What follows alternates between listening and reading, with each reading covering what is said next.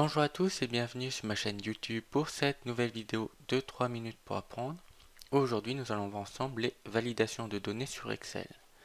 Donc pour ceci, pour bien comprendre un petit peu ce que c'est, on va faire 4 petits exemples. Une première validation des données où on va devoir choisir un nombre entre 0 et 100. Donc si maintenant je mets un nombre trop rond, je vais avoir un message d'erreur. Si je mets un nombre à virgule, je vais aussi avoir un message d'erreur parce que là c'est un nombre entier que j'ai spécifié. Par contre, si je mets bien un nombre entre 0 et 100, cela va marcher. Pareil pour les dates supérieures à, si je mets, je sais pas, par exemple le 01 2017, je vais avoir une erreur. Si je mets 2019, hop, cela va marcher. Longueur de texte pareil. Un texte tout simple de moins de 6 caractères, cela marche. Un texte plus long, hop, cela ne va pas marcher. Et enfin, dernier cas, les listes déroulantes qui sont assez intéressantes, où là on va pouvoir faire un choix parmi cette liste. Par contre, si on va vouloir sélectionner et mettre quelque chose d'autre, cela ne va pas marcher. Donc comment faire ces validations des données? Il faut aller dans l'onglet Données et cliquer sur ce bouton Validation des données, où ici donc vous allez pouvoir autoriser soit un nombre entier, décimal, une liste, une date, une heure, une longueur de texte, etc.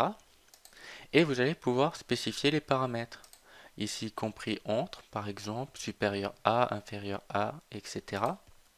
Et puis, pourquoi pas, soit vous pouvez le rentrer manuellement, soit vous pouvez l'associer à une case.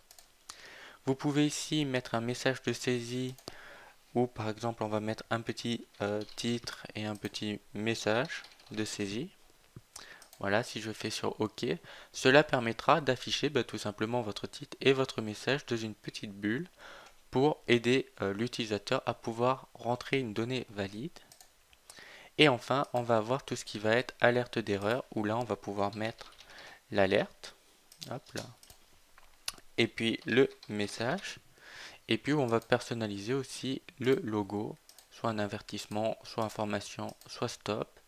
Et dans ce cas-là, si on met un truc faux, hop, et vous voyez que j'ai bien alerte, j'ai bien le message, et la fenêtre n'est pas la même. Voilà.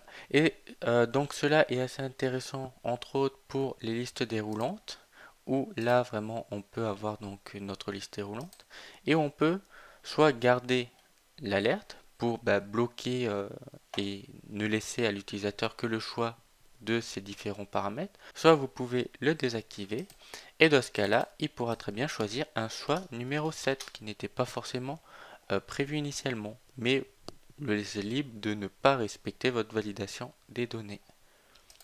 Voilà, c'est tout pour aujourd'hui. J'espère que cette vidéo vous aura plu. Si c'est le cas, n'hésitez pas à lâcher un pouce bleu, à partager sur les réseaux sociaux.